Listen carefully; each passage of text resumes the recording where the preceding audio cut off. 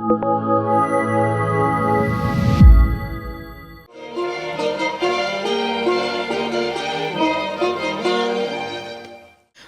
26 апрелде Балықчы шаарында Чернобыль апатынын 39 жылдыгына арналган эскерүү иш-чарасы өттү. Иш-чарага шаардык кеңештин төрагасы Дастан Аманалиев, шаардык мэриянын аппарат жетекчиси Алмазбек Байгазиев, Чернобыль апатына катышкан ардагерлер, мекеме жетекчилер жана шаар тургундары катышышты.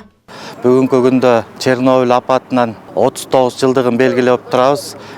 Биздин Балыкчы шаардан 68 жараныбыз кетиптир, ошонун ичинен 14 жараныбыз калыптыр. Ошол 14 калган адамыбызга каалоо тилебизди айтып, ден соолугун тилеп, жакшы сөздөрүбүздү, жылуу сөздөрүбүздү айтып келдик. Дүйнө жүзүнөн Кыргызстаныбызда эч качан мындай кырсык болбосун, асманыбыз ар дайым ачык болсун. Иш-чара гүл чамбар коюу, 1 мүнөттүк эскерүү, Куран окуу жана атайын даярдалган доклад менен коштолду. Чернобыль шаарында жайгашкан Чернобыль атомдук электростанциясында эскерүү учурунда радиациялык кырсыктын кесепеттерин жоюу иштерине катышкан балыкчылыктарга терең ыраазычылык билдирилип, алардын эрдиги менен мекенчилдиги өзгөчө белгиленди.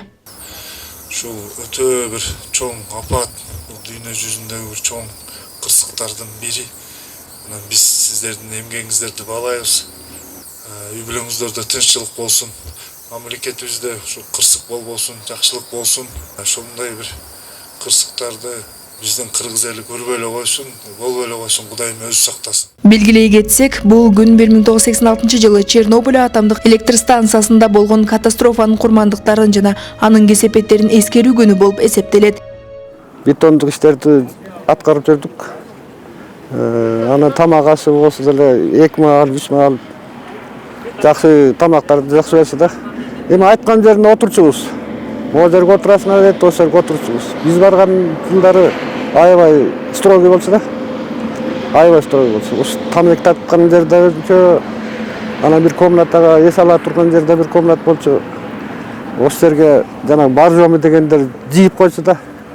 Ошондон иче бересиң, аяк кеткен билбейсиң. Мен Чернобыльдан 30 километр алыс турганда жана Иванков деген шаарчада дислокация ошол жерде болгон. Ошол жерде жүрүп анан бир ай чаа иштедик. Үйгө келгенден кийин эле баш ооруй баштады. Андай жардуулар болбой эле койсун, элибизде тынччылык болсун, асманыбыз ачык болсун. Калган биздин 14 ардагерибиз калыптыр, ошолорго ден соолук, өмүрлөрү узун болсун. Миңдеген адамдар өз өмүрүн тобокелге салып, радиацияны чектөө үчүн аракет кылышкан. Чернобыль кырсыгы адамзат тарыхындагы эң чоң техногендик апааттардын бири болуп калган.